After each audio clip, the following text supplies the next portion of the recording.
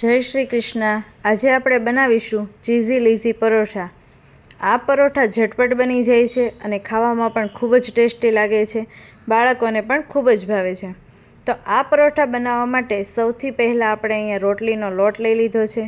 આપણે અહીંયા મેંદાનો બિલકુલ ઉપયોગ નથી કર્યો, ફક્ત રોટલીના લોટમાંથી જ જે રીતે આપણે રોટલી વણીએ છીએ એ જ રીતે વણી લેવાની છે, પણ થોડીક રોટલી કરતાં સાઇઝ વધારે મોટી રાખવાની છે।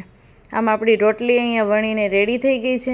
ત્યારબાદ તેમાં આપણે થોડુંક ઘી એડ કરી દઈશું, લાલ મરચું પાવડર, હળદર, ધાણા જીરું, ત્યારબાદ થોડુંક સ્વાદ પ્રમાણે મીઠું। આટલી વસ્તુ નાખીને ચમચીથી સારી રીતે રોટલીના પડ ઉપર ફેલાવી દઈશું। ઘીની સાથે આ બધી જ વસ્તુ મિક્સ કરી લઈએ, કારણ કે રોટલીનો લોટ છે એ મોળો હોય છે અથવા તો મોળી લાગે છે, એટલા માટે આ બધી જ વસ્તુ મસાલા એડ કરી દઈએ। ખૂબ જ સારી રીતે તેને ફેલાવી લીધા બાદ તેની ઉપર આપણે ચીઝને ખમણી લઈશું। મોઝરેલા ચીઝ નથી, જે પ્રોસેસ કરેલું ચીઝ આવે છે તે જ ચીઝ છે, તેને આપણે લઈ લીધું છે। તેને પણ સારી રીતે પરોઠા ઉપર એટલે કે રોટલી ઉપર આ રીતે આપણે ખમણી દઈશું।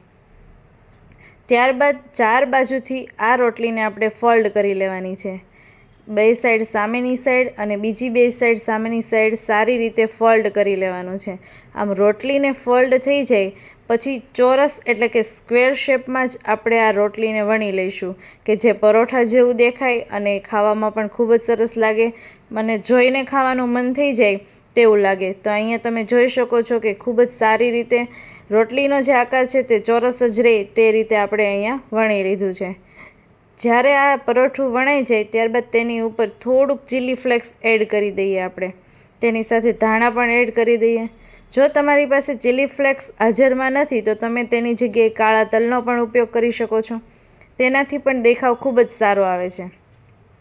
આમ ધાણા અને ચીલી ફ્લેક્સને લઈને ફરીથી આપણે તેના ઉપર વેલણ ફેરવી દેવાનું છે કે જેનાથી સારી રીતે ચીપકી જાય। ત્યારબાદ એક આપણે લોઢી લઈ લીધી છે, તેના ઉપર સારી રીતે આપણે પરોઠાને બંને બાજુ ઘી લગાવીને શેકી લઈશું। તમે ઢોસાની લોઢી પણ વાપરી શકો છો અને સાદી જે રોટલીની આવે તે પણ વાપરી શકો છો। તો આમ બંને બાજુ ઘી લગાવીને ખૂબ જ સારી રીતે પરોઠાને શેકી લેવાનું છે। તમે ઘીની જગ્યાએ તેલ કે બટરનો ઉપયોગ પણ કરી શકો છો। ઘીથી વધારે સરસ ક્રિસ્પી બનતું હોવાથી ઘીથી એકદમ જ ટેસ્ટ સારો આવે છે। તો અહીંયા બંને બાજુ સારી રીતે ઘી લગાવી લીધું છે અને તમે જોઈ શકો છો કે પરોઠું છે એ ધીમે ધીમે શેકાઈ રહ્યું છે અને દેખાવમાં પણ ખૂબ જ સરસ લાગે છે। જેવું દેખાવમાં સરસ લાગે છે એવું જ ખાવામાં એકદમ જ ટેસ્ટી પણ લાગે છે।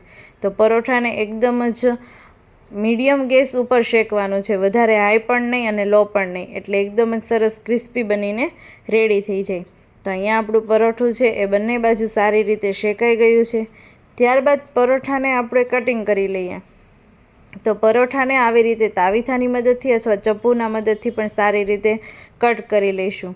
તો તમે અહીંયા જોઈ શકો છો કે પરોઠું છે એકદમ જ ક્રિસ્પી છે અને ખાવામાં પણ ખૂબ જ મજા આવે છે। તો આપણું અહીંયા પરોઠું બનીને રેડી છે, જેને તમે સોસ કે દહીં સાથે પણ સર્વ કરી શકો છો।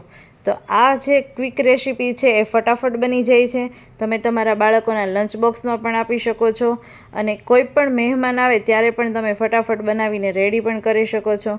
તો આમાં ક્વિક ચીઝી લીઝી પરોઠા રેડી છે, એકવાર ચોક્કસથી ટ્રાય કરો।